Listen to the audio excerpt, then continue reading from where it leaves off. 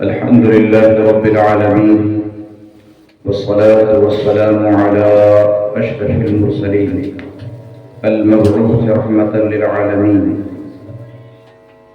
سيدنا محمد وعلى آله الطيبين وأصحابه المطهرين ومن تبعهم بإحسان إلى يوم الدين. أما بعد، فأعوذ بالله من الشيطان الرجيم. بسم الله الرحمن الرحيم. قل لا أسألكم عليه أجرا إلا المودة في القربى، ومن الناس من يشتري نفسه ابتغاء مرضات الله والله رؤوف بالعباد.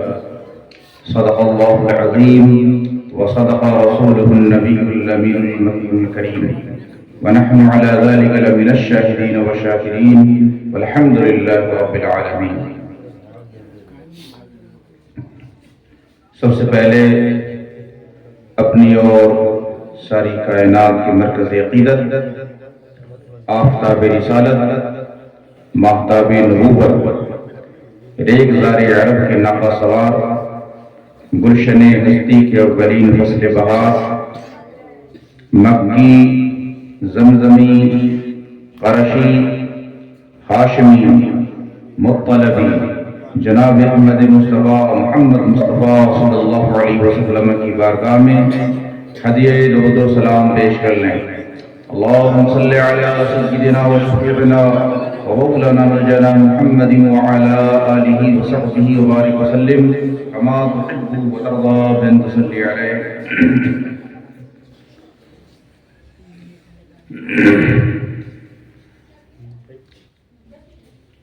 صدر اجلاس، پیکر علم و عمل، رہبر راہ شریعت، منبع اخلاص حضرت مولانا سید ضیاء الحق صاحب بریلوی دامت برکاتہم العالیہ، پیکر اخلاص و محبت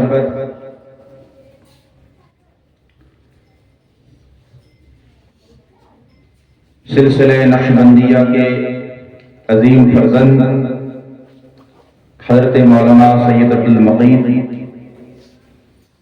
نقشبندی ولی عہد آستانہ عالیہ نقشبندیہ بلند پور شریف، جو ہمارے درمیان تشریف اور حضرت سید ضیاء الحق صاحب اللہ کے صاحبزادے یہاں موجود ہیں. یہ تین خاندان نبوت کے شگفتہ پھول ہیں جو آج ہمارے درمیان تشریف رکھتے ہیں. حاضرین مجلس، سامعین و سامعات، اور آج کی اس مجلس کی سرپرستی جو شخصیت فرما رہی ہے وہ ہمارے اور آپ کے درمیان موجود نہیں ہے، لیکن ان کی روحانی سرپرستی مسلسل جاری ہے. وہ میرے بڑے ہی عزیز بھی ہیں اور میرے عزیز ترین شاگردوں میں. تو میں نیت کر کے آیا تھا کہ میں ان کی زیارت بھی کروں گا، کیونکہ دہلی کے زمانے میں جب وہ زیر تعلیم تھے جامعہ نظام الدین اولیاء میں، 2 سال تک انہوں نے ہمارے پاس پڑھا. اس کے بعد سے ہم لوگوں کے درمیان پھر ملاقات نہیں ہوئی.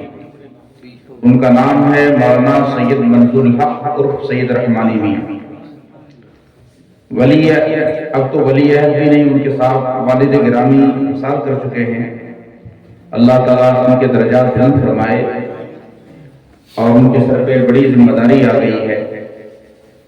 کم عمری میں وہ صاحب سجادہ بھی بن گئے الحمدللہ.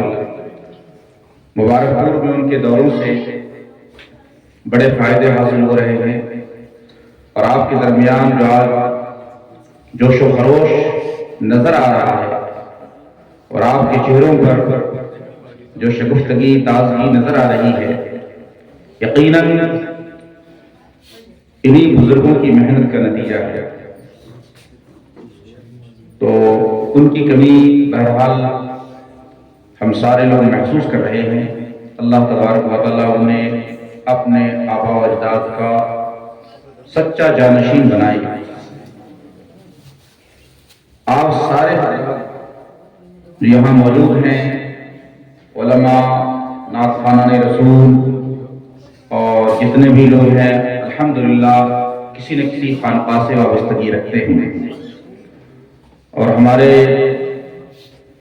جامعہ اسلامیہ شفیہ سکسی کے ناظم اعلیٰ صاحب بھی یہاں موجود ہیں اور بہت ہی انہمام کے ساتھ اس پورے اجلاس کو سماعت کر رہے ہیں۔ ایسا نہیں لگتا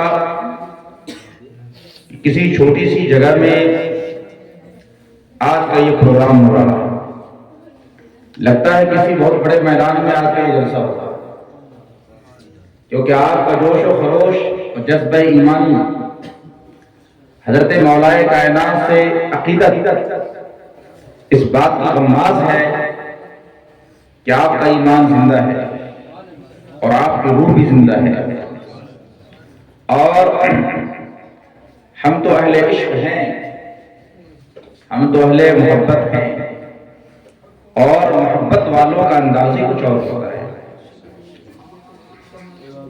وہ قلیل رہ کر بھی کثیر پر غالب آ جاتے ہیں۔ کم من فئۃ قلیلۃ غلبت فئۃ کثیرۃ بإذن اللہ۔ اور آج مولود کعبہ کا جشن منا رہے ہیں، 14 رجب المرجب کی تاریخ شروع ہو چکی ہے، اور یہ وہی تاریخ ہے جس میں مولا کائنات مشکل کشا داماد رسول حضرت علی بن ابی طالب کرم اللہ تعالی وجہہ الکریم کی ولادت طیبہ ہوئی، اور آج کی تاریخ کو ایک اور نسبت حاصل ہو گئی کہ انہی کی اولاد سے اور انہی کے فرزندوں میں سے ایک فرزند جس نے ہندوستان کی سرزمین پر پرچم اسلام کو بلند فرمایا، اور شمالی ہندوستان جو کفرستان میں بدلا ہوا تھا، اسلام کی رمق بھی نظر نہیں آ رہی تھی، اس وقت میں اسلام کی تبلیغ و اشاعت فرمائی۔ اس شخصیت کا نام سید سالار مسعود غازی رحمۃ اللہ علیہ۔ آپ کا شجرہ نسب بھی مولا کائنات سے جا کر ملتا ہے۔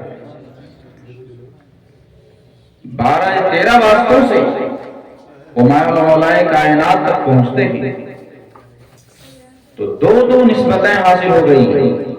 تیسری نسبت یہ ماہ رجب المرجب ہے، چھٹی شریف کی نسبت بھی سے حاصل ہو گئی، یہ خواجہ غریب نواز رضی اللہ تعالیٰ عنہ کا مہینہ ہے۔ میرے خواجہ جن کا خواجہ کا ہندوستان، جس ہندوستان میں ہم رہتے ہیں، اس مہینے کی نسبت بھی حاصل ہو گئی، اور یہ معراج کا مہینہ بھی ہے۔ اسراء و معراج کا واقعہ بھی اس مہینے میں وقوع پذیر ہوا۔ سکٹی کے مسلمانوں، آج آپ حضرات قابل مبارکباد ہیں کہ جہاں پورا قصبہ سو رہا ہے، مولا کائنات یہ ذکر سے غافل ہے، یہ سید سالار مسعود غازی کے تذکرے کی طرف توجہ نہیں ہے۔ آپ حضرات نے مولا کائنات کا جشن منا کر، ان کی یوم ولادت کو منا کر اپنے جان سارے مولا کائنات ہونے کا ثبوت پیش کیا ہے۔ اسلام کی تاریخ شجاعت سے، بطولت سے، جوامردی سے، بہادری سے بھری ہے۔ ہم جس مذہب کے ماننے والے ہیں۔ اللہ تبارک و تعالیٰ نے اس مذہب کو ایسے ایسے افراد عطا کیے، ایسی ایسی عظیم شخصیات عطا کی جو کسی مذہب کے ماننے والوں کو عطا نہ کی، نہ اس سے پہلے اور نہ بعد میں۔ پہلے ان کاموں کو انجام دینے کے لیے انبیاء کرام مبعوث ہوا کرتے تھے۔ اس امت کے اولیاء نے، یعنی امت محمدیہ نے، امت محمدیہ کے اولیاء کرام نے جو کارنامے انجام دیے ہیں، پہلے ان کاموں کو کرنے کے لیے اولو العزم انبیاء بھیجے جاتے تھے، رسولان اعظام مبعوث ہوا کرتے تھے۔ لیکن جب حضور اقدس صلی اللہ علیہ وسلم پر نبوت کا دروازہ بند کر دیا گیا اور اب قیامت تک کوئی نبی پیدا نہیں ہوگا، باب نبوت بند ہو گیا، تو اللہ تبارک و تعالیٰ نے اس امت کو محروم نہ فرمایا کہ اب دروازہ نبوت تو بند کر دیا گیا، لیکن امت کو قیامت تک فائدہ پہنچانے کے لیے باب ولایت کھول دیا۔ دروازہ نبوت بند، دروازہ ولایت کھول دیا گیا۔ اب انبیاء نہیں پیدا ہوں گے، لیکن اولیاء اور میں پیدا ہوتے ہیں۔ اور مولائے کائنات کی شان کیا ہے؟ کیا آپ کی شان میں متعدد آیات اتری ہیں۔ وَمِنَ النَّاسِ مَن يَشْتَرِي نَفْسَهُ ابْتِغَاءَ مَرْضَاتِ اللَّهِ، اور وہ لوگ جو اپنی جان کو بیچ دیتے ہیں، مَن يَشْتَرِي نَفْسَهُ ابْتِغَاءَ مَرْضَاتِ اللَّهِ، اللہ کی رضا چاہنے کے لیے۔ یہ آیت کریمہ اس وقت اتری جب مولائے کائنات نے مدینے کی طرف ہجرت کا ارادہ فرمایا، آپ کی شان میں آیت کریمہ اتاری گئی۔ مولائے کائنات کی ولادت خانہ کعبہ کے اندر ہوئی۔ روایات مختلف ہیں کہ آپ کی ولادت کہاں ہوئی۔ بس بریف انٹروڈکشن میں دینا چاہتا ہوں مولائے کائنات کے بارے میں، تاکہ ان کی صحیح عظمت اور صحیح مقام کا آپ کو اندازہ ہو سکے۔ پھر دوسرے پارٹ میں سید سلام مسعود غازی کے بارے میں کچھ آپ کو بتاؤں گا۔ پہلے مولائے کائنات کے بارے میں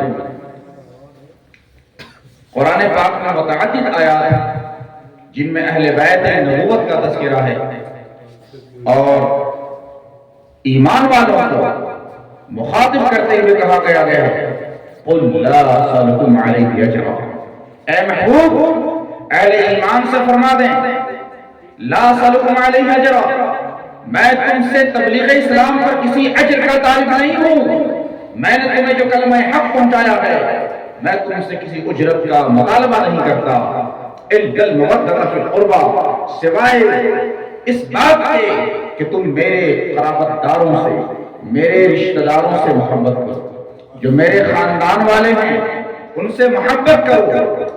تو اہل بیت سے محبت، سادات کرام سے محبت، یہ قرآن کے حکم پر عمل ہے، یہ نص قرآنی سے ثابت ہے، اور حکم دیا گیا ہے کہ سادات کرام سے، اہل بیت سے محبت۔ اور فرمایا انما یرید اللہ لیذھب عنکم الرجس اہل البیت ویطہرکم تطہیرا، بے شک اللہ تعالی چاہتا ہے کہ اہل بیت تم سے رجس کو دور کر دے، ہر طرح کی ناپاکی کو، ہر طرح کی آلائش کو دور کر دے، وَيُطَهِّرَكُمْ تَطْهِيرًا، اور تمہیں خوب خوب پاک کر دے۔ تو جن کی طہارت کے بارے میں قرآن پاک نازل ہو گیا، آیات اتر گئی، تو ان کی شان تطہیر کا اندازہ کون لگا سکتا ہے؟ مولا کائنات پیدا ہوئے خانہ کعبہ کے اندر۔ اب میں قدیم مفسرین اور مورخین کی طرف نہیں جانا چاہتا، دور اخیر کی ایک عظیم اور مستند محدث، فقیہ اور صوفی عارف باللہ حضرت شاہ ولی اللہ محدث دہلوی کا ایک قول بیان کرنا چاہتا ہوں۔ شاہ ولی اللہ محدث دہلوی رحمۃ اللہ علیہ، جو سراج العلم شاہ عبدالعزیز محدث دہلوی کے والد گرامی ہیں، آپ کی ایک کتاب ہے ازالۃ الخفا عن خلافۃ الخلفاء، اس کتاب کے اندر آپ درج فرماتے ہیں کہ مولا کائنات خانہ کعبہ میں پیدا ہوا، اور دلیل لائی حضرت امام حاکم کے قول سے۔ امام حاکم کی روایت بیان فرمائی کہ مولا کائنات کی جو ولادت ہوئی وہ خانہ کعبہ کے اندر ہوئی۔ تو اس ولادت کے اندر حکمت کیا ہے کہ مولا کائنات کی ولادت خانہ کعبہ کے اندر ہوئی؟ کعبہ کو پوری دنیا کا مرکز قرار دیا گیا ہے۔ جب سائنسدانوں نے ریسرچ کیا کہ پوری روئے زمین کا مرکز کون سی جگہ ہے، تو اس کی تحقیق میں یہ بات سامنے آئی کہ اگر پوری زمین کی پیمائش کی جائے تو ہر جگہ سے مرکز خانہ کعبہ ہی ٹھہرتا ہے۔ تو خانہ کعبہ سینٹر ہے پوری دنیا کا، مرکز ہے پوری دنیا کا۔ حضرت مولا کائنات کی ولادت خانہ کعبہ میں ہونا اس بات پر غماز ہے، اس بات کی طرف اشارہ ہے کہ آپ کی باطنی حکومت، آپ کی ولایت اور آپ کی جو حکومت روحانیہ ہے اس کا تعلق بھی پوری دنیا سے ہوگا، اور آپ کی ولایت کا چرچا پوری دنیا کے اندر عام ہو جائے گا، اور آپ کے سلسلے پوری دنیا کے اندر پھیل جائیں گے، کیونکہ خانہ کعبہ سینٹرل پوائنٹ ہے پوری دنیا کے لیے۔ پوری دنیا کے اندر جو روحانی حرارت پہنچتی ہے، اسپرچولیٹی پہنچتی ہے، روحانیت پہنچتی ہے، وہ خانہ کعبہ سے نکل کر وہ نور پوری دنیا کے اندر پھیلتا ہے۔ مولا کائنات کی ولادت سے اس بات کی طرف اشارہ کر دیا گیا کہ آپ کی حکومت و ولایت کا جو دائرہ ہے وہ پورا عالم ہے۔ تو یہ معمولی حضرت مولا کائنات رضی اللہ تعالی عنہ کی پرورش آغوش مصطفیٰ میں ہوئی، حضور اقدس صلی اللہ علیہ وسلم کے گود میں آپ کی پرورش ہوئی۔ ابو طالب جو آپ کے والد گرامی ہیں وہ کثیر العیال تھے، ان کی اولاد زیادہ تھی، تو آپ نے ان کا بوجھ اٹھاتے ہوئے کہ انہوں نے آپ کے ساتھ بڑی رواداری اور شفقت فرمائی، مولا کائنات کو طلب کر لیا اور آپ نے ان کی پرورش فرمائی۔ تو جن کی پرورش، جن کی تربیت خود معلم کائنات فرمائی، جن کی تربیت رسول اعظم صلی اللہ علیہ وسلم فرمائے، پھر ان کی تربیت کا عالم کیا ہوگا، ان کے اندر جو جواہر موجود ہیں وہ کس قدر کھلتے ہوئے نظر آئیں گے۔ حضور اقدس صلی اللہ علیہ وسلم کی تربیت ظاہر و باطن نے ان کے آئینہ باطن کو اس قدر مجلہ مزکہ مصفہ فرمایا تھا کہ مولا کائنات فرماتے ہیں زمین و آسمان کے درمیان تم جس جس کے بارے میں پوچھنا چاہتے ہو پوچھو۔ یہ دعویٰ کون کر سکتا ہے؟ یہ وہی کر سکتا ہے جس پر عالم ملکوت اور عالم ناسوت، عالم جبروت سے لے کر عالم لاہوت تک روشن ہو، وہی شخص یہ دعویٰ کر سکتا ہے۔ جب حضور اقدس صلی اللہ علیہ وسلم نے خانہ مکہ کو فتح کیا تو فتح مکہ کے موقع پر اپنے کندھے پر مولا کائنات کو بٹھایا اور جو اس کے اندر بت آویزہ تھے اس کو مولا کائنات نے ہٹایا۔ کوئی صحابی ہے جس کو یہ شرف حاصل ہو کہ جن کو سرکار اپنے کندھوں پہ بٹھایا ہو؟ نہ کسی کو یہ شرف حاصل ہے کہ وہ مولود کعبہ بنا۔ اس کے بعد آپ کی ایک خصوصیت اور یہ بھی ہے کہ آپ بچوں میں سب سے پہلے اسلام لانے والے ہیں۔ اس بات میں اختلاف ہے کہ سب سے پہلے اسلام کون لائے، حضرت ابو بکر صدیق مولائے کائنات یا خدیجہ الکبریٰ رضی اللہ تعالی عنہم اجمعین؟ اس میں اختلاف ہے۔ بہت سے مورخین نے اور اصحاب سیر نے لکھا ہے کہ حضرت صدیق اکبر رضی اللہ تعالی عنہ سب سے پہلے ایمان لائے۔ کچھ لوگوں نے لکھا ہے کہ مولائے کائنات ایمان لائے، کچھ لوگوں نے لکھا ہے کہ خدیجہ الکبریٰ رضی اللہ تعالی عنہ ایمان لائی۔ ان سب میں تطبیق دی گئی ہے۔ تطبیق یہ دی گئی ہے کہ بچوں میں سب سے پہلے مولائے کائنات اسلام سے مشرف ہوئے، جوانوں میں بڑوں میں سب سے پہلے صدیق اکبر مشرف ہوئے مردوں میں، اور خواتین میں سب سے پہلے حضرت خدیجہ الکبریٰ رضی اللہ تعالی عنہ۔ تو اول اسلام ہیں آپ، السابقون الاولون میں آپ شامل ہیں۔ یار کی فضیلت کے لیے کیا کہتے ہیں؟ آقائے کائنات نے آپ سے بے گناہ محبت فرمائی اور فرمایا من احب علی فقد احبنی ومن احبنی فقد احبہ اللہ۔ جس نے علی سے محبت کی اس نے مجھ سے محبت کی، اور جس نے مجھ سے محبت کی اللہ اس سے محبت کی۔ ومن ابغض علی فقد ابغضنی ومن ابغضنی فقد ابغضہ اللہ۔ اور جس نے مجھ سے بغض رکھا، جس نے علی سے بغض رکھا اس نے مجھ سے بغض رکھا، اور جس نے مجھ سے بغض رکھا اللہ تعالیٰ بھی مجھ سے نفرت رکھا۔ یہ حدیث پاک ثابت ہے۔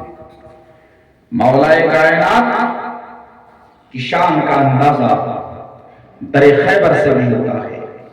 خیبر کا قلعہ فتح نہیں ہو رہا تھا، مدینے کے قریب یہودیوں کی ایک بستی تھی، وہاں خیبر کا قلعہ اتنا مضبوط اور مستحکم قلعہ تھا کہ کئی سو لوگ مل کے اس کے صرف پھاٹک کو کھولتے تھے۔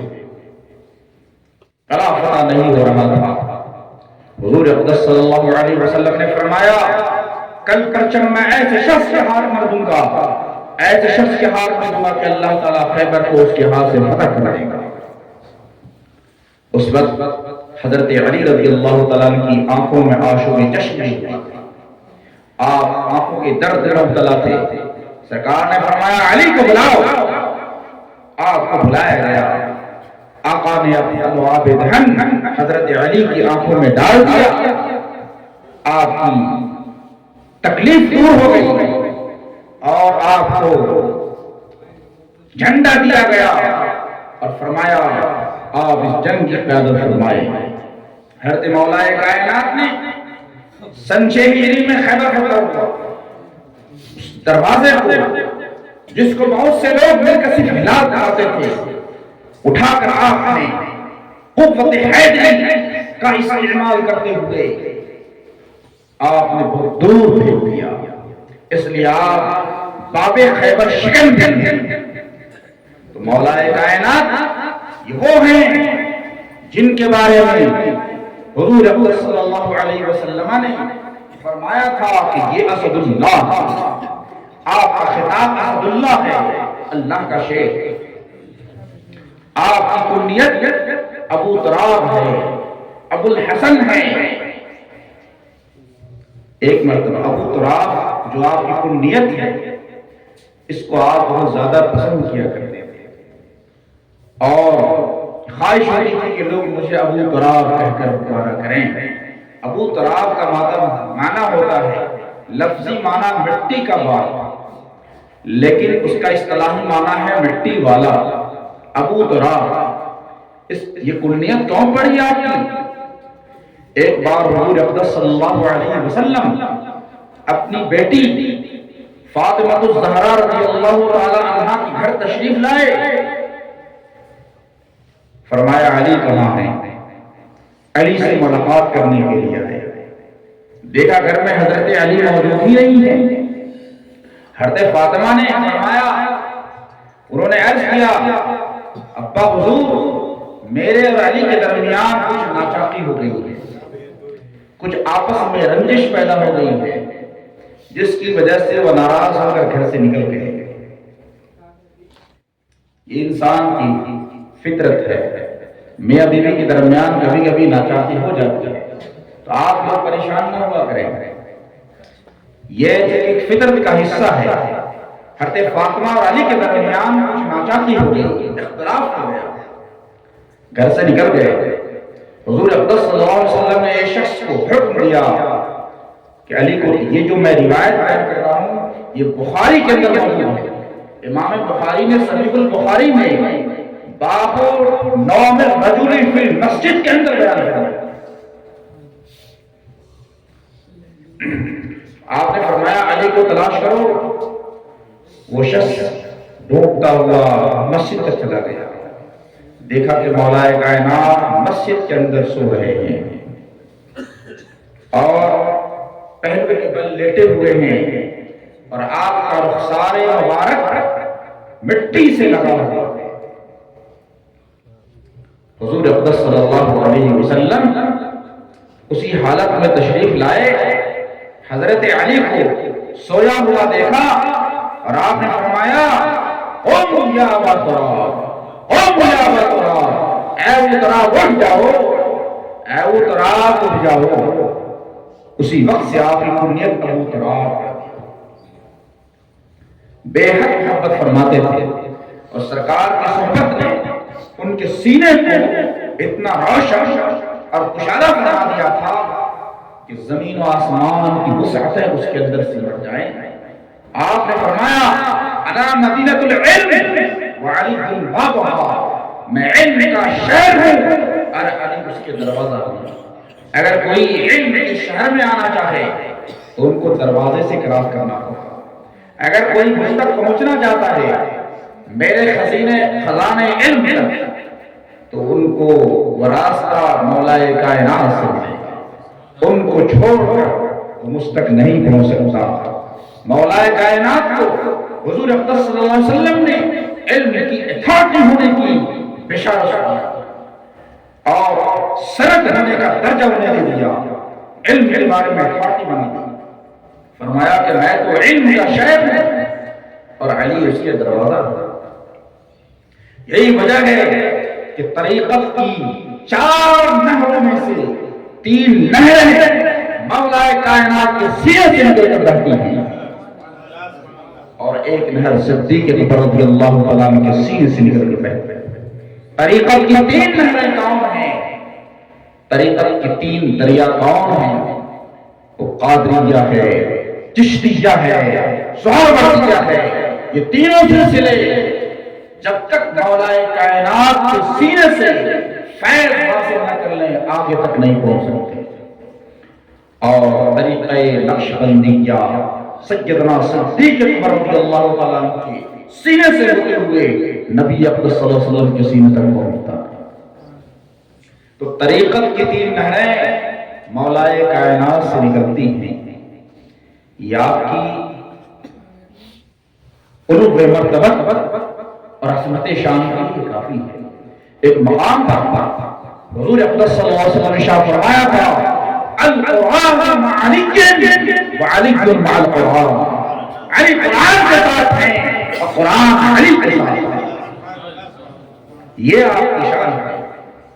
لوگ مولا کائنات شان کو گھٹانے کی کوشش کرتے ہیں، ان کی شان نہیں گھٹ سکتی ہے۔ ایک واقعہ سنیں جس سے ان کی عظمت شان کا اندازہ ہوگا۔ علم کے بارے میں کیا سند کا درجہ سرکار نے انہیں دے دیا۔ حضرت عمر رضی اللہ تعالیٰ عنہ کی خلافت کا زمانہ ہے۔ آپ کے دور خلافت میں ایک بہت مشکل مسئلہ درپیش آیا۔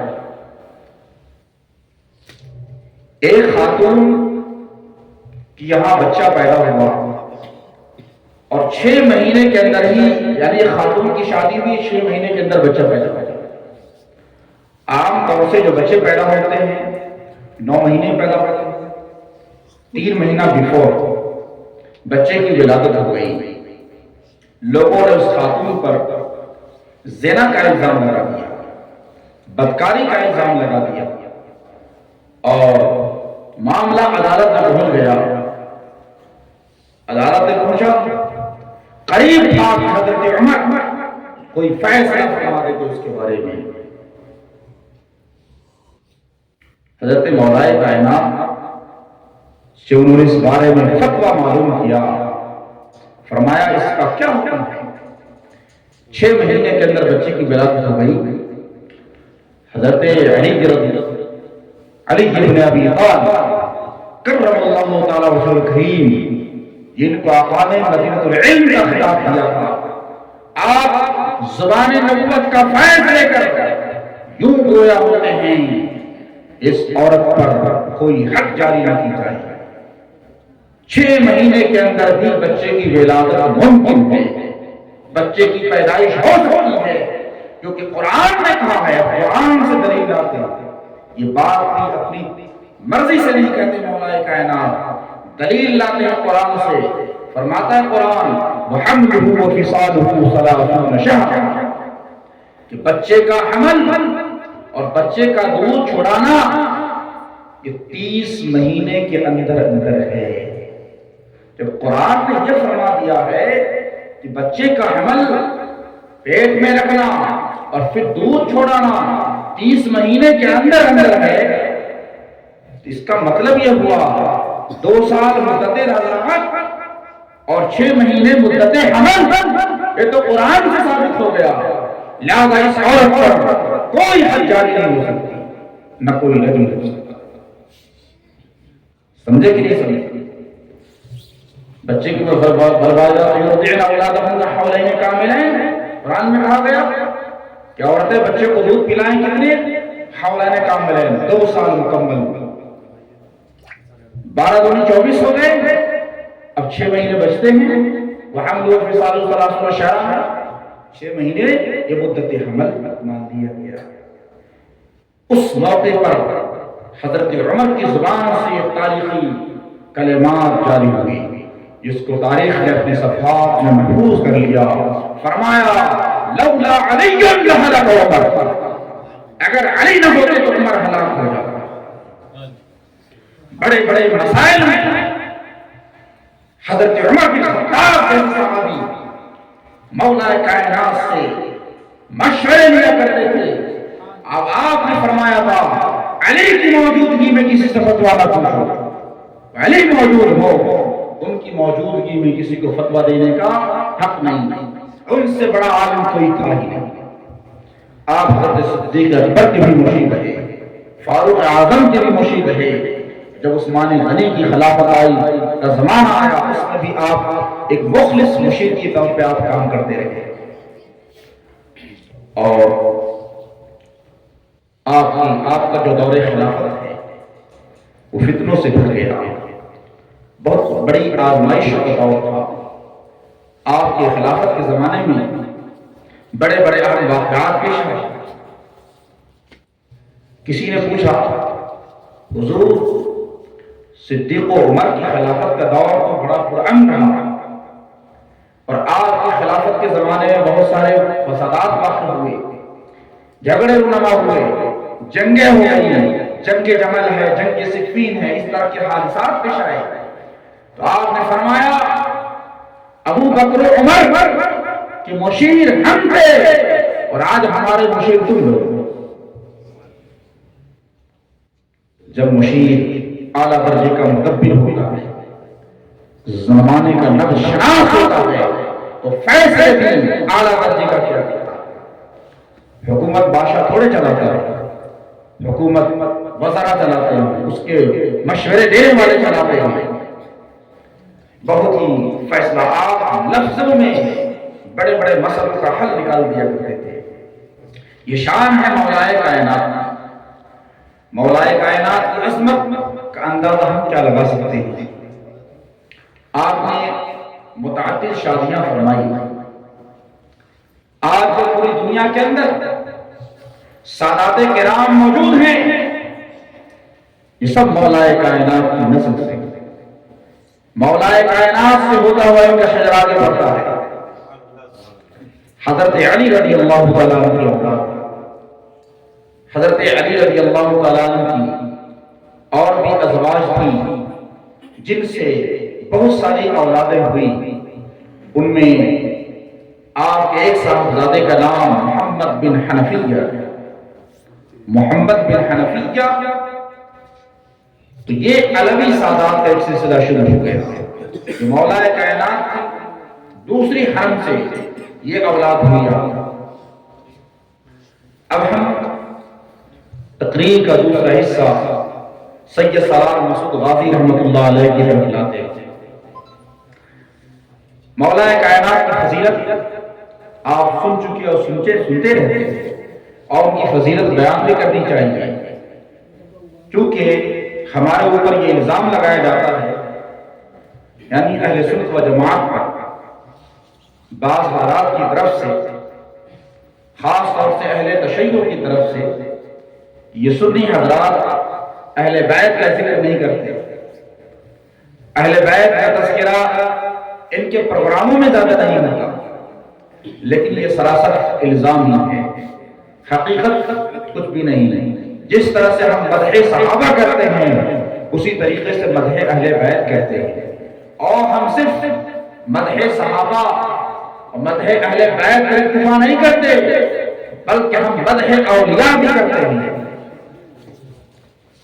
ایک طبقہ وہ ہے جو فقط یا علی یا علی یا حسین میں پورے اسلام کو محدود سمجھتا ہے، وہ سمجھتا ہے کہ پورا اسلام فقط مولا کائنات اور حسنین کریمین کے اندر، سیدہ فاطمہ الزہرا کے اندر گم ہے۔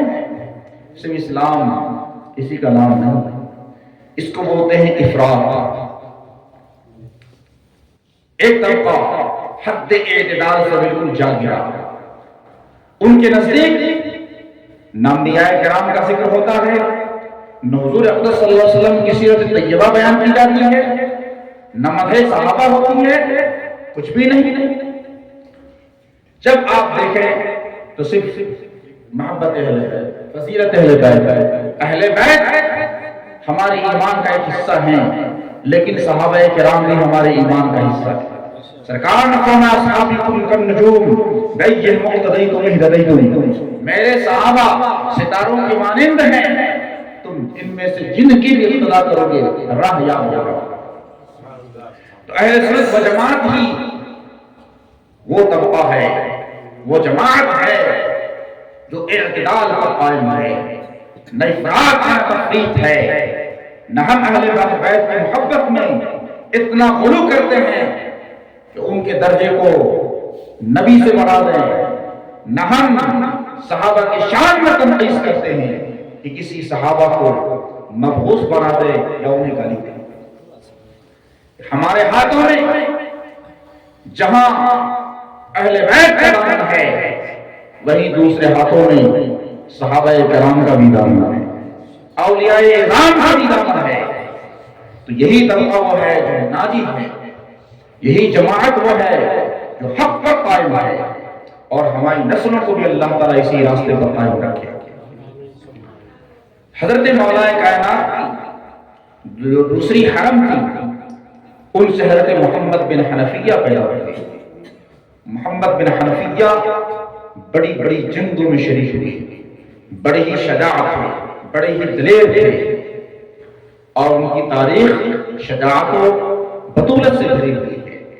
انہی کی اولاد میں سید سالار صاحب رحمۃ اللہ علیہ کی پیدائش ہوئی ہے۔ سید سالار صاحب یہ غزنی کے رہنے والے تھے، غزنی افغانستان میں جنگ کا نام ہے، اور یہ سلطان محمود غزنوی، ان کا تذکرہ تو آپ نے سنا ہی ہوگا۔ سلطان محمود غزنوی کے حقیقی بہنوئی تھے، سید سالار مسعود غازی کے والد سید سالار صاحب رحمۃ اللہ علیہ، بڑے ہی عظیم درجے کے سپہ سالار تھے، انہی کے فرزند سید سالار مسعود غازی رحمۃ اللہ علیہ۔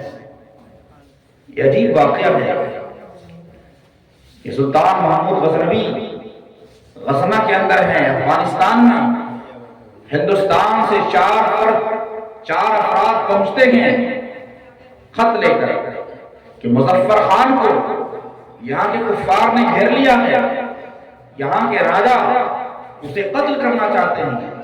یہ مظفر خان حضرت سلطان محمود غزنوی رحمۃ اللہ علیہ کے متعین کردہ حاکم تھے، جن کا علاقہ اجمیر تھا۔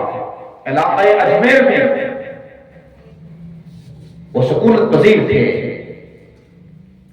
چونکہ محمود غزنوی کا تعلق ہندوستان سے بہت پہلے قائم ہو چکا تھا، بادشاہ تھا، اور بادشاہوں کا ایک مزاج ہوتا ہے، اس مزاج کے مطابق مختلف ممالک پر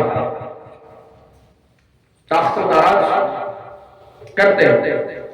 ہندوستان سے 4 قاصد پہنچے، انہوں نے کہا مظفر خان کو گرفتار کرنے کا پلان ہے، قتل کر دیا جائے گا، آپ ان کی مدد کے لیے فوج بھیجیں۔ اسی وقت آپ نے 80,000 لشکر جرار پر مشتمل دستہ تشکیل کیا، اور اس کا سپہ سالار ساہو رحمۃ اللہ علیہ کو بنایا، اور اپنی خلعت خاص دے کر ہندوستان کی جانب روانہ کر دیا۔ یا ہندوستان میں اجمیر سے پہلے، ابھی اجمیر پہنچنے سے ایک دن کا فاصلہ تھا، ایک جنگ ہوئی،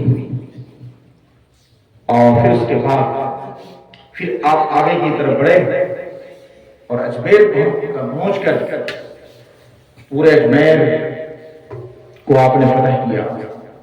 راجہ اجے پال جو قنوج کا راجہ تھا، اس نے مزاحمت کی، آپ کے لشکر نے اجے پال کو بھاگنے میں مجبور کر دیا۔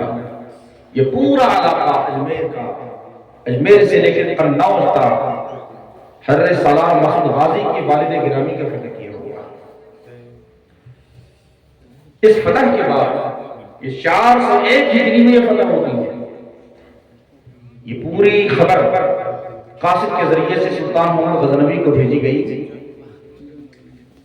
بادشاہ نے وہاں سے ان کے لیے خلعت فاخرہ بھیجا، اور ان کو کہا کہ یہ پورا علاقہ آپ کو دیا گیا، اس پورے علاقے کا حکمراں آپ ہیں۔ اور ان کے ساتھ سالار زنگی رحمۃ اللہ علیہ تھے، جو آپ کے داماد تھے سید سالار صاحب کے۔ ان دونوں غازیوں نے مل کر اس پورے علاقے کو فتح کیا، اور ساتھ میں جب آپ کو خلعت فاخرہ وہاں سے بھیجی گئی تو سید سالار مسعود غازی کی جو والدہ ماجدہ ہیں بی بی ستر معلہ، ان کو بھی بھیجا گیا کہ آپ بھی جائیں اپنے شوہر کے ساتھ رہیں۔ بی بی ستر معلہ کی عمر بہت زیادہ ہو چکی تھی جی، ان کی عمر بہت زیادہ تھی۔ وہ وہاں پہنچی تو علامہ عبدالرحمن صاحب میرات الاسرار وہ لکھتے ہیں، ان کی کتاب ہے میرات مسعودی، بہت ہی اہم کتاب ہے میرات مسعودی۔ اس کے اندر انہوں نے یہ روایت بیان فرمائی ہے کہ حضرت سالار صاحب رحمۃ اللہ علیہ کی ملاقات ہوئی، اور اسی شب میں آپ ان کے شکم میں تشریف لے آئے۔ 21 شعبان موسم 1405 ہجری کو اجمیر شریف کی سرزمین پر سید سالار مسعود غازی رحمۃ اللہ علیہ کی ولادت ہوئی ہے۔ یعنی آپ بالکل مکمل طور پر ہندی النسل ہے، آپ کی پیدائش ہی ہندوستان کی سرزمین پر ہوئی۔ یہ بڑی عجیب بات ہے۔ اجمیر شریف کے اندر آج بھی وہ جگہ موجود ہے جہاں پہ سید سالار مسعود غازی کی ولادت ہوئی ہے۔ حضرت کو معلوم ہوگا، میں نے بھی اس جگہ کی زیارت کی ہے جہاں پہ آپ کے جد امجد ہوں گے حضرت شاہ سید عبدالحق رحمۃ اللہ علیہ، ان کا جو ان کی خانقاہ ہے، ان کا مزار جہاں واقع ہے، بالکل اسی پہاڑی پر بالکل قریب جگہ میں سید سالار مسعود غازی رحمۃ اللہ علیہ کی ولادت کی جگہ ہے، آپ لوگ وہاں جا کے دیکھ سکتے ہیں۔ یہ کہتے ہیں بالائے سرش ذہوش مندی نیتاب ستارے بلندی، جو بچہ جس کا خورشید اقبال بلند ہوتا ہے، ہونہار ہوتا ہے، بچپنے سے اس کے آثار نظر آنا شروع ہو جاتے ہیں۔ 4 سال 4 ماہ 4 دن کی عمر میں رسم بسم اللہ خوانی یاد آتی ہے۔ سید ابراہیم ہزاروی رحمۃ اللہ علیہ نے آپ کو بسم اللہ خوانی کرائی، پڑھانے کا سلسلہ شروع ہو گیا۔ 9 سال کی عمر میں، بلکہ یہ کہا جاتا ہے 14 سال کی عمر میں تمام علوم سے فارغ ہو گئے، فن سپہ غریبی حاصل کر لی۔ اس کے بعد آپ جنگوں میں شریک ہونا شروع ہو گئے، بڑی بڑی جنگوں میں آپ نے شرکت فرمائی، حتیٰ کہ کاہیلہ کشمیر کے اندر جو جنگ ہوئی تھی جس میں سپہ سالار سید سالار ساہو تھی، اس میں بھی آپ نے شرکت فرمائی اور قلعہ کاہیلہ کو فتح کیا۔ فتح سومنات 410 ہجری میں فتح سومنات ہوئی۔ سومنات کی فتح کے موقع پر بھی سید سالار مسعود غازی رحمۃ اللہ علیہ موجود تھے، حتیٰ کہ جب آپ اور بڑے ہو گئے تو بڑی بڑی جنگوں میں آپ کے بھانجے تھے سید رجب سالار صاحب، رجب سالار ہٹیلہ غازی ان کو کہا جاتا ہے۔ رجب سالار ہٹیلہ غازی اور سید سالار شیخ سالار مسعود غازی، یہ دونوں جہاں جاتے جس مقام کا رخ کرتے اسے فتح کر لیتے۔ حتیٰ کہ صاحب میرات الاسرار نے لکھا ہے کہ جن علاقوں کو سید سالار مسعود غازی نے فتح کیا ان میں دہلی بھی شامل ہے، کاہیلہ بھی شامل ہے، اور وہ بدائن کی سرزمین بھی شامل ہے۔ بدائن کی سرزمین پر آج بھی شہداء کے آثار نظر آ رہے ہیں، آج بھی بدائن کی سرزمین خون شہیدہ سے لالہزار نظر آتا ہے۔ آپ کا اگر بدائن جانا ہو تو آپ اس کا مشاہدہ کر سکتے ہیں۔ بدائن کی سرزمین پر 2007 میں سب سے پہلے میری حاضری ہوئی، خانقاہ قادریہ بدایوں شریف کے اندر، تو ہم نے چہل قدمی کرتے ہوئے وہاں کی زمین کو دیکھنا چاہا کہ یہاں کی زمین کیسی ہے، تو بڑی اداسی سی نظر آئی زمین کے اندر، جو ایک رونق ہوتی ہے، چہل پہل ہوتی ہے، کہیں بھی آپ جائیں گے تو اس کا اندازہ ہو جاتا ہے کہ زمین کی خصوصیت کیا ہے، خاصیت کیا ہے، اداسی سی نظر آئی۔ میں نے اپنے حوال سے بھی اس کا تذکرہ کیا، بھائی اس زمین میں مجھے خوشی نہیں محسوس ہو رہی ہے، اداسی سی لگ رہی ہے، ایسا کیوں؟ کسی نے کوئی جواب تو نہیں دیا اس پر، کیونکہ وہ طالب علمی کا زمانہ تھا۔ بعد میں جب میں نے وہاں کی تاریخ پڑھی، یہاں تو سید سالار مسعود غازی کے شہیدوں کے خون بہے ہوئے ہیں، اور ہر گھر میں کسی نہ کسی شہید کا مزار ہے، جس کے بارے میں مصنفی نے کہا تھا قاتل تیری گلی بھی بدایوں سے کم نہیں، ہر ایک گھر میں جس کے مزار شہید ہے۔ بدایوں کی سرزمین خون شہیدہ سے لالہزار تھا، سید سالار مسعود غازی کے شہیدوں نے اس جگہ کو فتح کیا۔ یہی وجہ ہے کہ آج وہاں سے وہ آثار نظر آ رہے ہیں، اور کوئی بھی مقام ایسا نظر آئے گا کہ جہاں پر کسی شہید کا مزار نہ، گھروں میں بھی شہید کا مزار۔ یہی حالت بہرائچ شریف کے اندر ہوئی۔ جب پہلی بار میری حاضری بہرائچ شریف کے اندر ہوئی تو بالکل وہی کیفیت، مایوسی والی کیفیت نظر آئی، جو مجھے سمجھ میں آ گیا یہاں بھی وہی حال ہے، سیم بدایوں کا منظر ہے، کیونکہ حضرت سالار مسعود غازی رحمۃ اللہ علیہ نے 4 دنوں تک وہاں کفاران ہند سے جنگ فرمائی، اور 20 رجب سے جو آپ کی جنگ شروع ہوئی تو 24 رجب جا کر تمام ہوئی۔ یہ 14 رجب المحرم، یعنی 10 رجب سے جو جنگ شروع ہوئی 14 رجب میں جا کر وہ تمام ہوگی۔ ڈائریکٹ آپ بحرائے شریف تشریف نہیں لے آئے، پہلے آپ ایک لمبا زمانہ گزرا دوسرے علاقوں میں، دہلی کو آپ نے فتح کیا، بدائن کو فتح کیا، سترک بارہ بنکی جہاں آپ کے والد گرامی کا قیام تھا، حضرت سالار صاحب رحمۃ اللہ علیہ کا سترک کے علاقے کو بھی آپ نے فتح کیا، کڑا مانک پور جہاں سے راجہ سید مبارک شاہ مبارک پور آئے اور مبارک پور کو آباد کیا، اور راجہ مبارک شاہ جس جگہ سے آئے اس کا نام ہے کڑا مانک پور، ضلع پرتاپ گڑھ میں پڑتا ہے۔ اس مانک پور کو فتح کرنے والی شخصیت کا نام سالار مسعود اللہ۔ تو ہندوستان میں اسلام 3 طریقوں سے پہنچا ہے۔ اکثر لوگ 2 طریقوں کا ذکر کرتے ہیں۔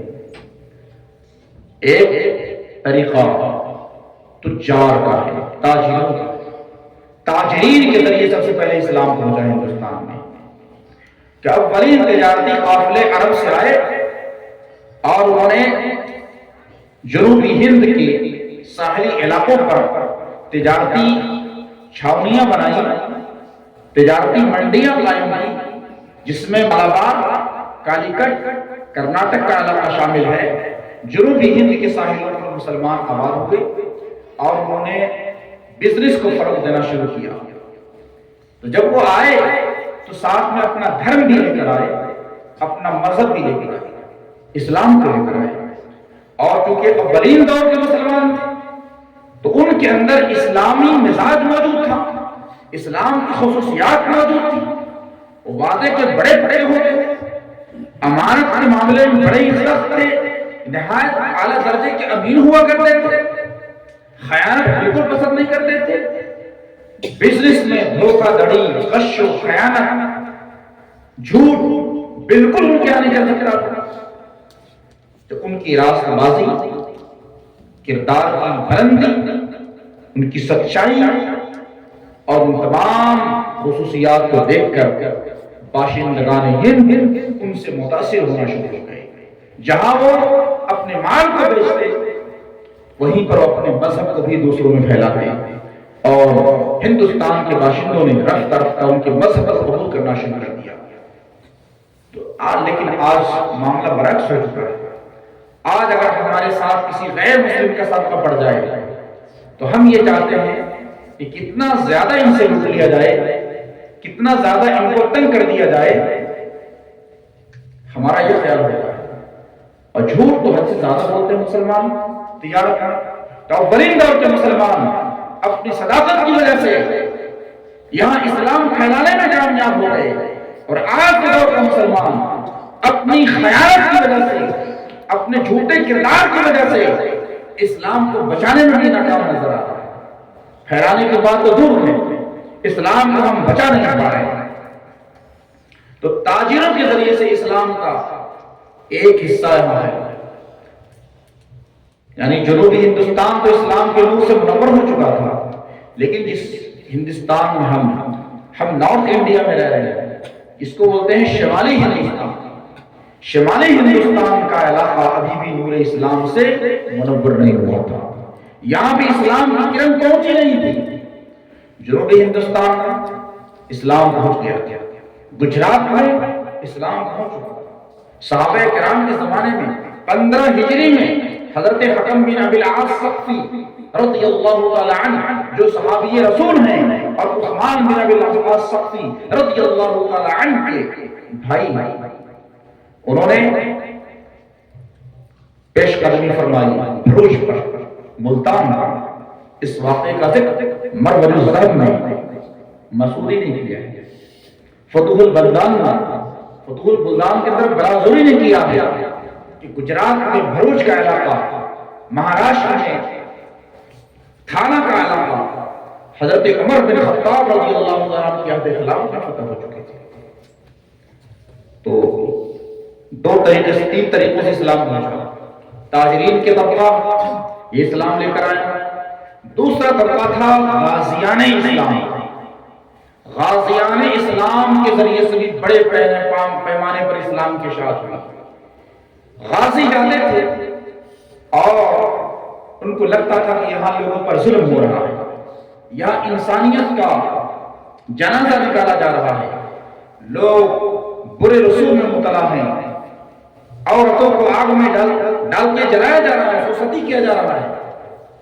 ایسے ایسی قبیح رسمیں ہندوستان کے اندر جاری تھیں، تو ہمارے غازیان اسلام نے ان سرحدوں کا رخ کیا اور اسلام کی شمع کو اس علاقے میں بھی پھیلانے کی کوشش فرمائی۔ تو غازیان اسلام کے ذریعے سے اسلام کی اشاعت سب سے پہلے بھی شمالی ہندوستان میں، اور یہ آپ کا جو خطہ اعظم گڑھ ہے، خطہ اعظم گڑھ اور مئو بھی غازیان اسلام کے قدموں سے پامال ہوئے بغیر نہ رہ سکا۔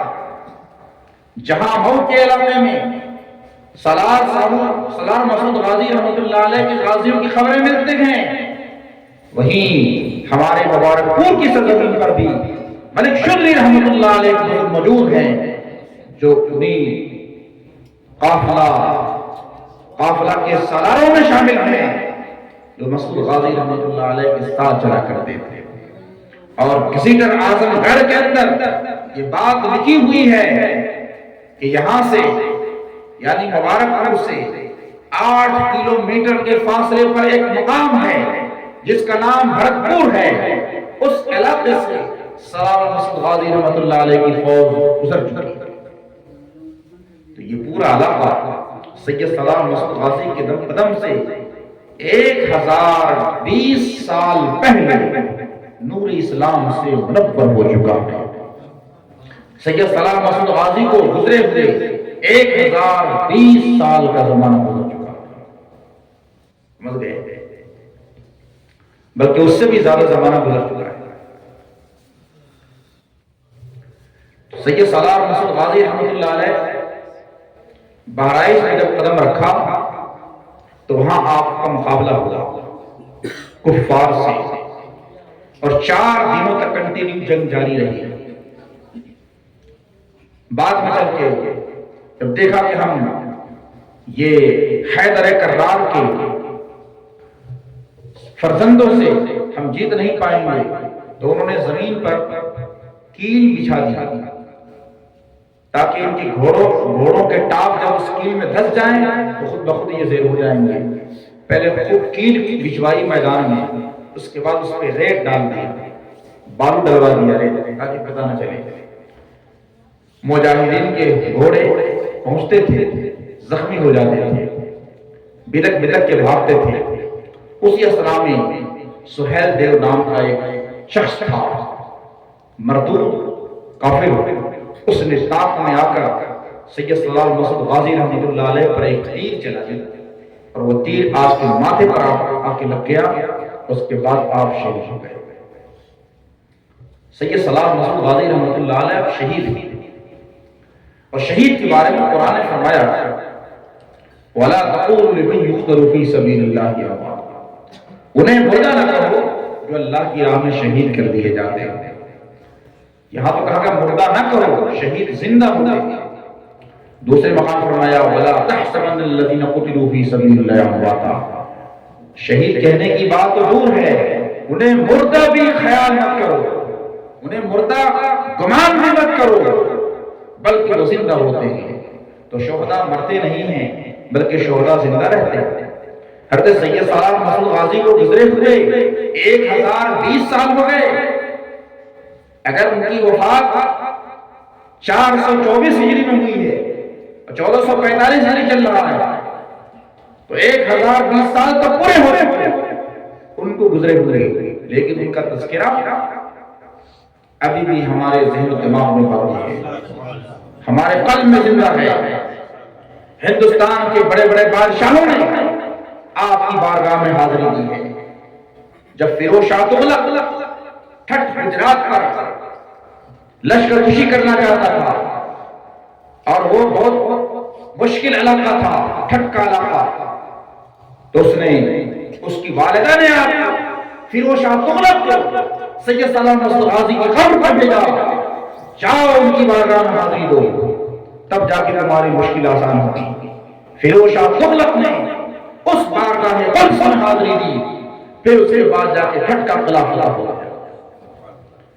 سید سالار مسعود غازی رحمۃ اللہ علیہ 18 سال 11 ماہ اور کچھ دن آپ کو اللہ تعالیٰ نے عطا فرمائے، یعنی اس کل 19 سال مان لیا، 18 سال 11 ماہ اور کچھ دن آپ کو ملے۔ 19 سال کی عمر میں آپ نے وہ کارنامے انجام دیے جس کو 100 سال عمر والے لوگ انجام نہ سکے۔ اور چونکہ آپ کی رگوں میں حیدر کرار کا خون دوڑ رہا تھا، علم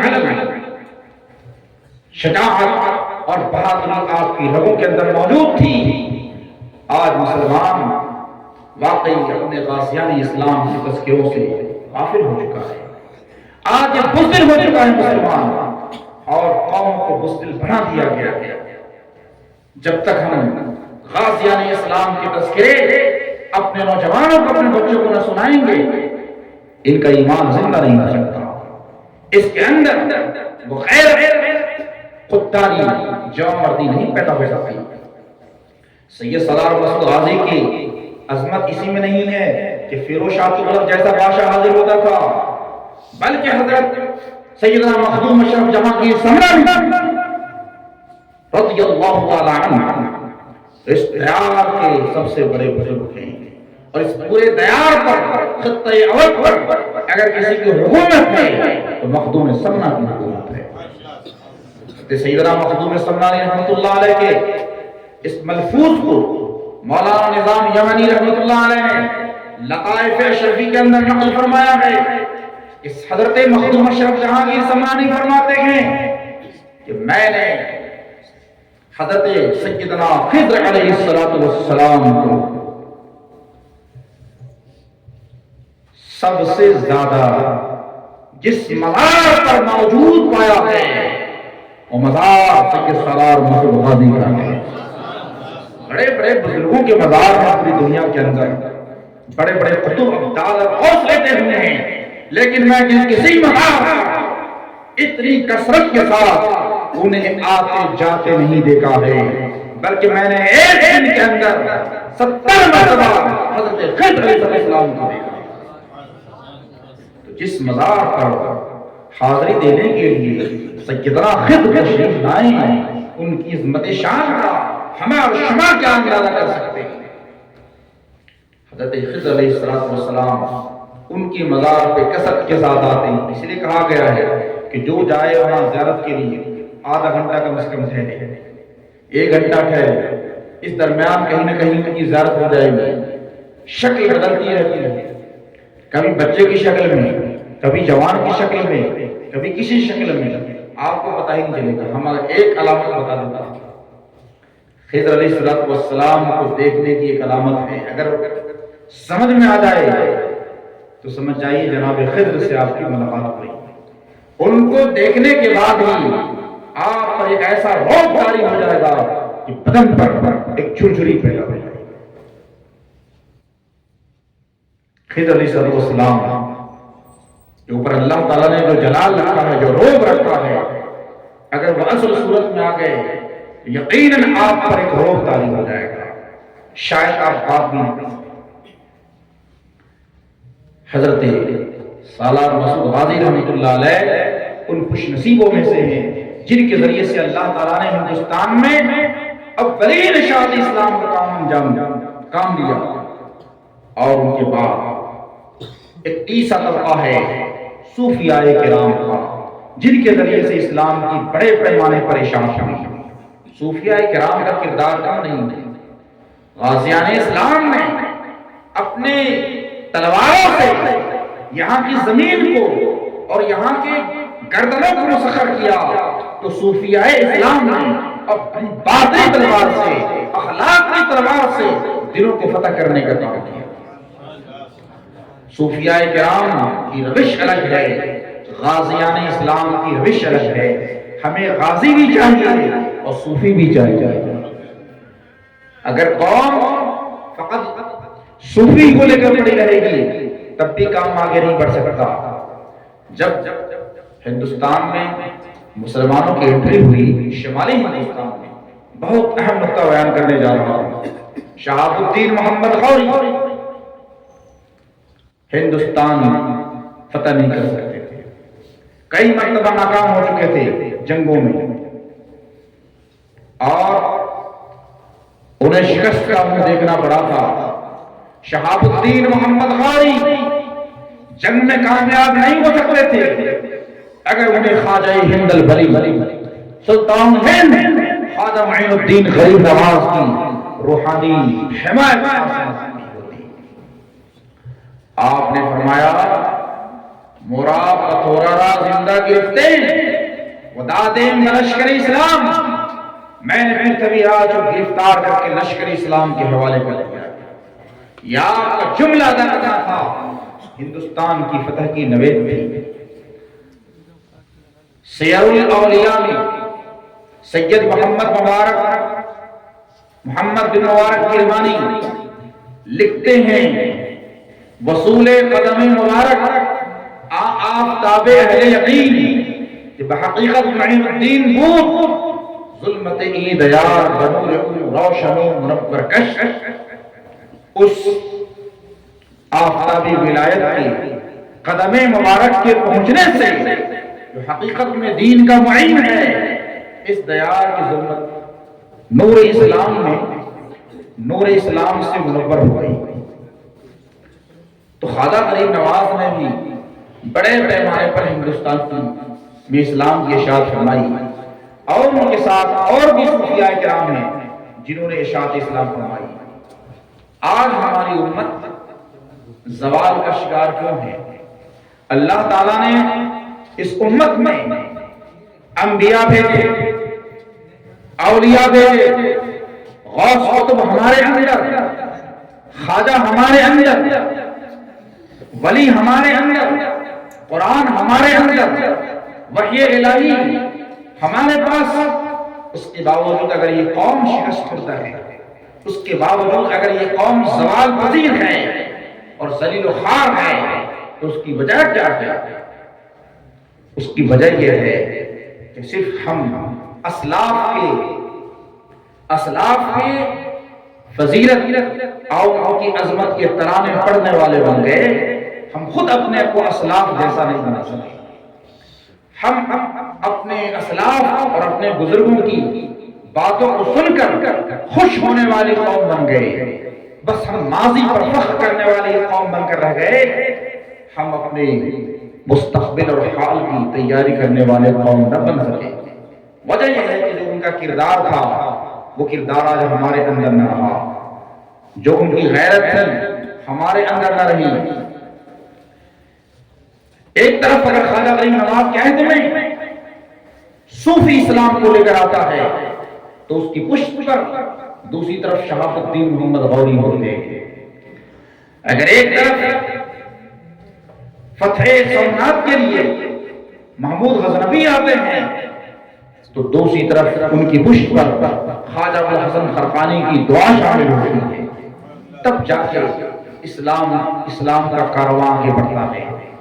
آج ہم نے صرف دعاؤں پہ اکتفا کر لیا ہے، دعاؤں سے اگر سارے معاملات ٹل جاتے، سارے معاملات حل ہو جاتے اور دشمن کے عزائم خاک میں مل جاتے تو بدر و احد میں حضور صلی اللہ علیہ وسلم کو نہیں آنا پڑتا، خیبر و خندق کی لڑائیاں پیش نہیں آتی، نبی کی دعا کہاں کی جاتی ہے، دعا کرتے وہی سارا مسئلہ حل ہو جاتا ہے، فتوحات حاصل ہو جاتے ہیں۔ لیکن نہیں، اللہ تعالیٰ نے اس دنیا کے معاملات کو اسباب کے ساتھ باندھ رکھا ہے، اسباب اختیار کرنے ہی پڑیں گے، تب جا کر کسی قوم کو یہاں پر فتح ملے گی، کسی کو عروج ہو۔ اگر کافر بھی محنت کرتا ہے تو اس کو بھی اس کا صلہ مل جاتا ہے، اس لیے کہ اللہ تعالیٰ نے دنیا کے معاملے کو اسباب سے باندھ کر رکھا ہے۔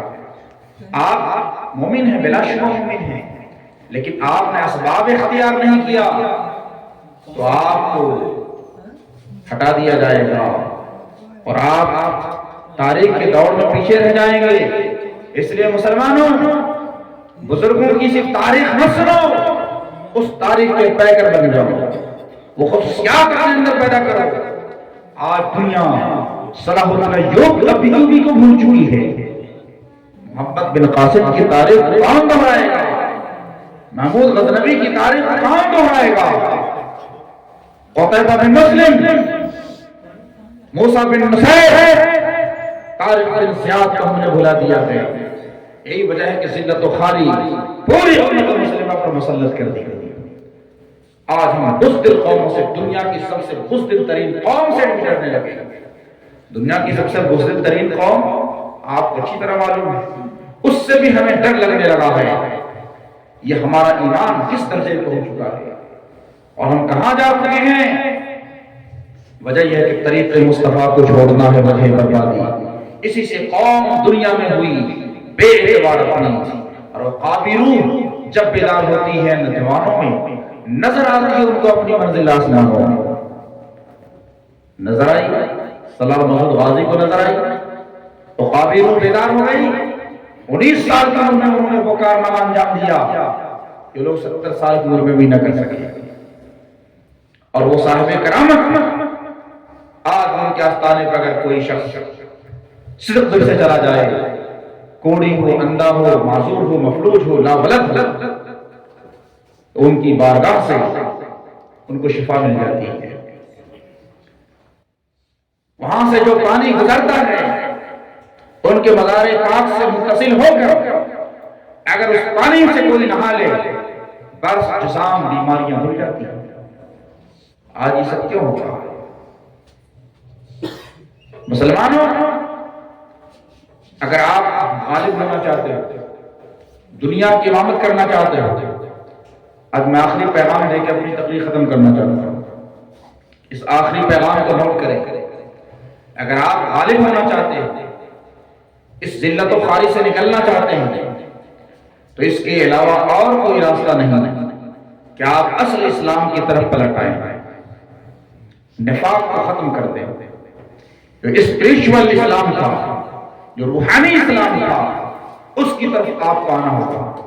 مادی اسلام کی سے ہٹ کر روحانی اسلام کی طرف آنا ہوگا۔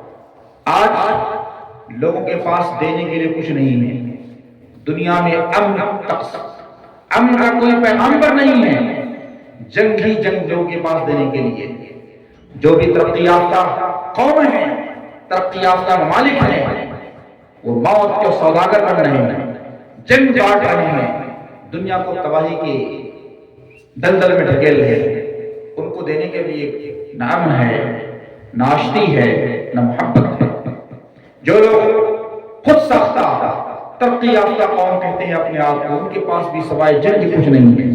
اگر دنیا کو حقیقی امن سے کوئی روشناس کرا سکتا ہے، دنیا کو پیس پرووائڈ کر سکتا ہے، پیسفل کو ایگزسٹنس جیسا ماحول کوئی دے سکتا ہے، وہ صرف اسلام ہے، وہ مسلمان۔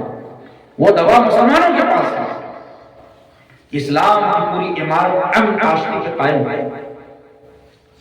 ہاں، جنگ کی اجازت سے اسی صورت میں دی گئی ہے جب ان پر ظلم ہو۔ اذن للذین یقاتلون بانہم ظلموا وان اللہ علی نصرہم لقدیر۔ لیکن کوئی قوم اگر اپنے دفاع بھی نہ کرے، چپ چاپ ہو کر بیٹھ جائے، تو ذلت و خواری مسلط کر دی جاتی ہے۔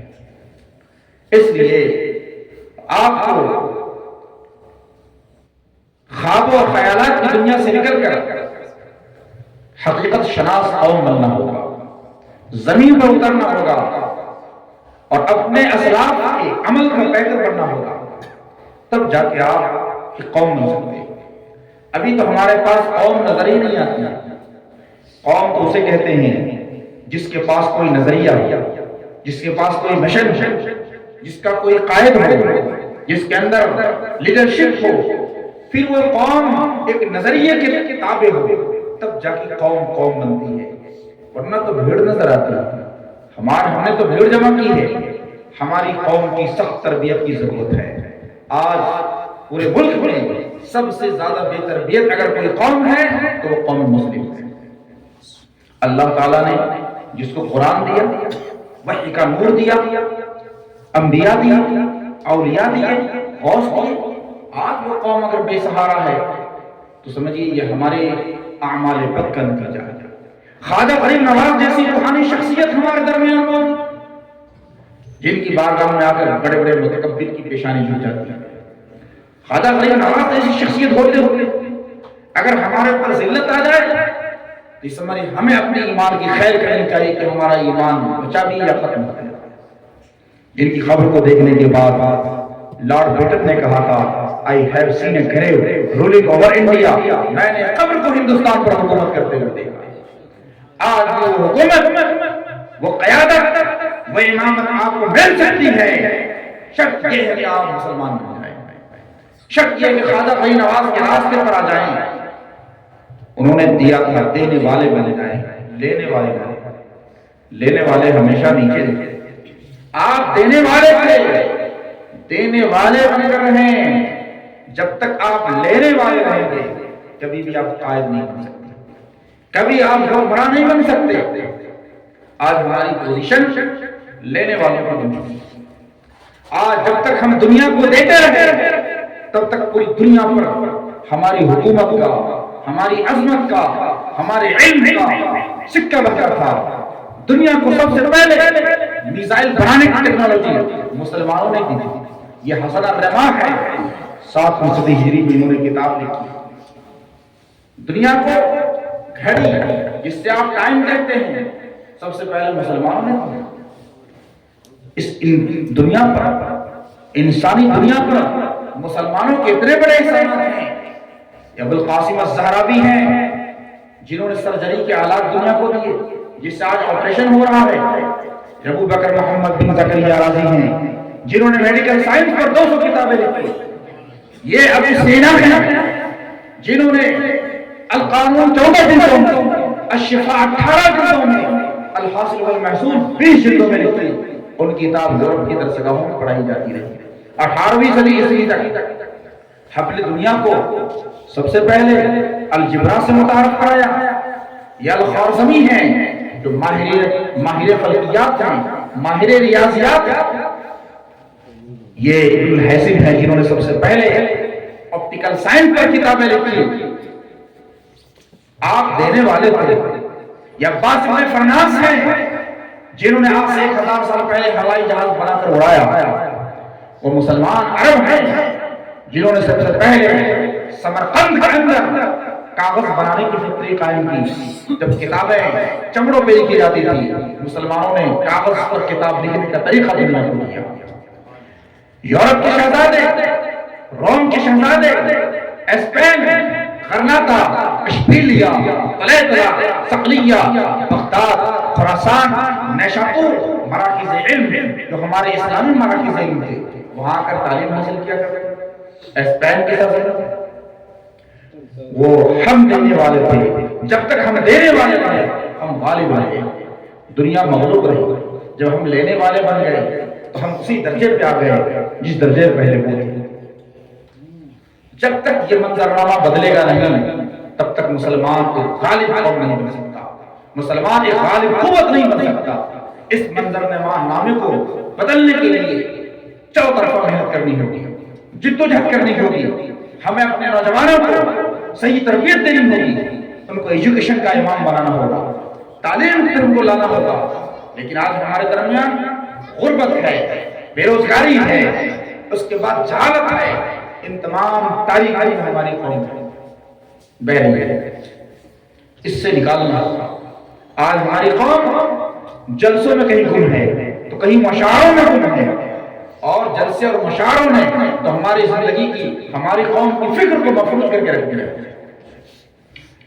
ایک شاعر اٹھتا ہے تو اس پر پیسوں کی بوچھار ہو جاتی ہے، نوٹ کی بارش شروع ہو جاتی ہے۔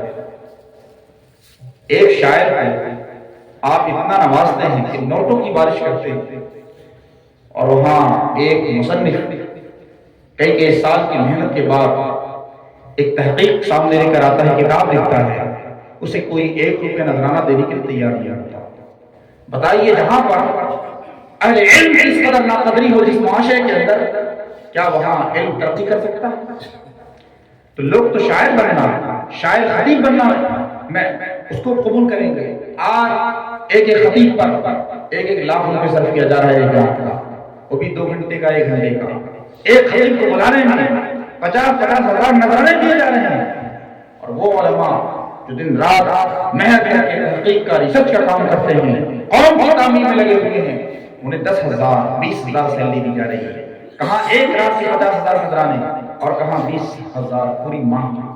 اس کا اندازہ لگایا کہ علم کو ہم نے کہاں تک پہنچا۔ لوگوں نے اصل میں انہیں کو عالم سمجھ لیا ہے جو یہاں پر گا کر اور کچھ قصے کہانیاں سنا کر رلا کر ہنسا کر چلے جاتے ہیں، سمجھتے ہیں کہ یہ تو بہت بڑے قائد قوم ہیں جن کو نہ قوم کی امراض کا پتہ ہے اور نہ اس کے علاج کا پتہ ہے، کیونکہ خود ہی وہ بیمار ہے۔ قوم کی بیماری کے بارے میں انہیں کیا پتہ ہوگا کہ قوم کس پریشانی میں مبتلا ہے، اس کو کیسے ہم اس قرآن سے نکال سکتے ہیں۔ ان کی جو رٹی رٹائی تقریریں ہیں، 50 جلسے میں تقریر کرتے ہیں، نہ انہیں مطالعے کی فرصت ہے، نہ انہیں حالات کا علم ہے۔ ایسے لوگوں کو بلا کے ہم نے اپنے قوم کے مزاج کو خراب کر دیا۔ اب وہ کسی سنجیدہ تقریر سننے کے حامل نہیں ہوتے، ان کو تقریر سمجھ میں نہیں آتی، ان کو شاعری مشاعرانہ انداز، میں تمام شاعروں سے نہیں کر رہا ہوں، آپ معاف فرمائیں گے اللہ ماشاءاللہ چند لوگ بہت بہتر پڑھنے والے ہیں، لیکن اکثریت کی میں بات کر رہا ہوں، اور اس انداز میں پڑھے جا رہے ہیں کہ اس سے ہمارا جو سنجیدہ طبقہ ہے بیزار ہو کے ان مجلسوں سے گریز کرتا ہوا نظر آتا ہے، اس لیے کہ ہم نے جہالت کرنے کو مسلط کر لیا ہے۔ بے تحقیق بغیر کسی روایت کی باتیں بیان کی جاتی ہیں، تو یہ انداز اہل علم کا نہیں کرتا ہے۔ کوئی بھی قوم اپنا مقام جذباتی نعروں سے یا لفاظی سے حاصل نہیں کر سکتی، بلکہ مقام حاصل کرنے کے لیے انہیں علم، تحقیق، ایجادات، اکتشافات کی راہوں پہ چلنا ہوتا ہے۔ جو قوم تحقیق، ایجادات کی راہوں پہ چلتی ہے تب جا کر دنیا اسے تسلیم کرتی ہے۔ آج اگر ہمارے سائنسدانوں کو دنیا تسلیم کر رہی ہے تو ان کے علم کی بنیاد پر تسلیم کر رہی ہے۔ میزائل آج بنایا جا رہا ہے، لیکن جب ٹیپو سلطان کا زمانہ تھا 700 میزائل انگریزوں نے چرائے ہوئے تھے، اور جا کر اسی میزائل کو دیکھ دیکھ کر انہوں نے راکٹ اور میزائل تیار کیے، اور بعد میں کہہ دیا کہ ہم لوگ کی ایجاد ہے۔ میں نے اے پی جے عبد الکلام کی آگ بیتی پڑھی ہے، انہوں نے اپنی کتاب کے اندر لکھا ہے، پرواز ان کی کتاب پڑھ لی، ونگز آف فائر پڑھ لی، آپ کو معلوم ہو جائے گا۔ انہوں نے لکھا ہے کہ جب میرا سفر ہوا یورپ کا یا امریکہ کا سفر کیا، وہ خلا کے اسپیس کے انجینئر تھے، راکٹ سازی کے مقامات سے گزارا گیا، اس میں دیکھا کہ یہ ٹیپو سلطان کے زمانے کی بنی ہوئی میزائل ہے، اس کو دیکھ کر یہ لوگ میزائل بنا رہے ہیں۔ انہوں نے اس بات کو لکھا ہے، وہ سارے علوم آپ کے تھے، لیکن آج آپ کا لیبل ہٹا کے کوئی اور لیبل لے دیا۔ ابن سینا کو ابے سینا کر دیا گیا، کیسے پہچانیں گے؟ تو لیبل کچھ اور لگ گیا ہے، ساری چیزیں ہماری ہیں ان کو اپڈیٹ کر دیا گیا، ان کا نام بدل دیا گیا، یورپ کا لیبل لگ گیا، امریکہ کا لیبل لگ گیا، اور اس کے بعد سمجھے کہہ دیا گیا کہ یہ ہمارا پروڈکٹ ہے۔ اس لیے کہ ہم نہ ان کتابوں کے محافظ بنے، نہ وہ کتابیں ہمارے پاس۔ مسلمانوں، آپ کو صرف بزرگوں کے کارنامے سن کر خوش ہونے والا نہیں بننا ہے، بلکہ اپنے آپ کو بھی اس کا حل بنانا ہے۔ ہم کیا دے رہے ہیں اپنے زمانے کو؟ ہمارے اگلوں نے بہت کچھ دیا، لیکن ہم کیا دے رہے ہیں؟ آپ کے پاس دینے کے لیے کیا ہے؟ یہ سوچنا پڑے گا۔ اعلیٰ حضرت امام اہل سنت نے 1000 کتابیں لکھی، 1000 کتابیں دی، بعد والوں نے کیا کیا؟ آج تک ان کی کتابوں کا تراجم نہیں ہو سکی۔ ان کی ایسی کتابیں ہیں کہ اگر یورپ میں پہنچ جائے تو وہاں کے میدان تحقیق میں ایک بھونچال آ جائے گا، ایکسپلوژن پیدا ہو جائے گا، لیکن اعلیٰ حضرت کو ہم نے صحیح سے متعارف نہیں کرایا، صرف ان کے نام پہ نعرے لگاتے رہے۔ اعلیٰ حضرت وہ محقق ہیں جنہوں نے نیوٹن کے نظریے سے باتیں کیا، جنہوں نے کیپلر گیلیلیو جیسے سائنٹسٹ کو چیلنج کیا، جنہوں نے البرٹ آئنسٹائن کے نظریے اضافیت کو چیلنج کیا، تھیوری آف ریلیٹیوٹی کو چیلنج کیا، یہ اعلیٰ حضرت ہے۔ تو آج ہم صرف خوش ہو جاتے ہیں نعرہ لگا کر، ہم خود تحقیق کی راہوں میں آگے نہیں بڑھنا چاہتے۔ اگر کوئی مقرر اپنی تقریر میں قصے کہانیاں نہ سنائے، لطیفے چٹکلے نہ سنائیں تو ہماری قوم کہتی ہے تقریر جمی ہے، صحیح تقریر نہیں ہوئی۔ کیسے مقرر کو آپ نے بلا لیا؟ اگر ان کو ہنسانے کھلانے والی تقریر ہے، ان کی تفریح کے سنائی جائے، ہاں بہت تقریر ہوئی، زوردار تقریر، صرف انداز بیان یاد رہ جاتا ہے، ہماری قوم کو باتیں یاد نہیں رہتی۔ تو قوم کا مزاج بدلنا، آج ہم نے اپنے مزاج کو بہت زیادہ خراب کر لیا ہے، مشاعروں پر مشاعرے ہو رہے ہیں، لیکن قرآن کریم کے مظاہرے تو نہیں ہو رہے۔ آج ہمارے معاشرے میں مظاہرے قرآن کریم ہونا چاہیے، قرآن سے ہمارے بچے غافل ہیں، ہماری پوری قوم دور ہے۔ آپ عرب کی سرزمین پر چلے جائیں تو آج بھی وہاں قرآن کریم سے شغف پایا جاتا ہے، عجمیت ہے۔ یہاں جہاں قرآن کی تلاوت ہونی چاہیے وہاں مشاعرے ہو رہے۔ ضبط قرآن کیسے پیدا ہوگا؟ میں نے بغداد شریف کی سرزمین پر دیکھا، جمعہ کے دن جمعہ کی نماز سے 45 منٹ پہلے ایک قاری قرآن بیٹھ جاتا ہے تو قرآن کی تلاوت کرتا ہے اور لوگوں کے دلوں کو قرآن کے نور سے گرماتا ہے، پھر جا کر خطبہ شروع ہوتا ہے۔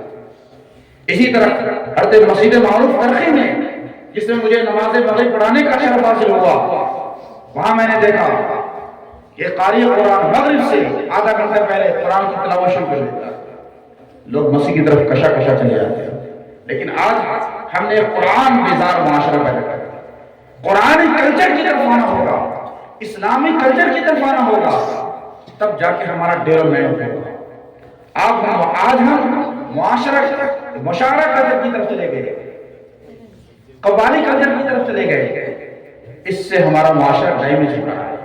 علم کی طرف آئیں، کبھی سائنس کے مقابلے بھی کروائیں، اسلامیات کے بھی مقابلے کروائیں بچوں کے درمیان، تب جا کے ہمارا معاشرہ ڈیولپ ہوگا۔ تو باتیں بہت ہیں کہنے کے لیے، لیکن وقت کم ہے۔ آپ لوگوں نے اتنی دیر تک ہماری ان باتوں کو، ہماری سمع خراشی کو برداشت کیا، قبول کیا، اس کے لیے میں شکر گزار ہوں۔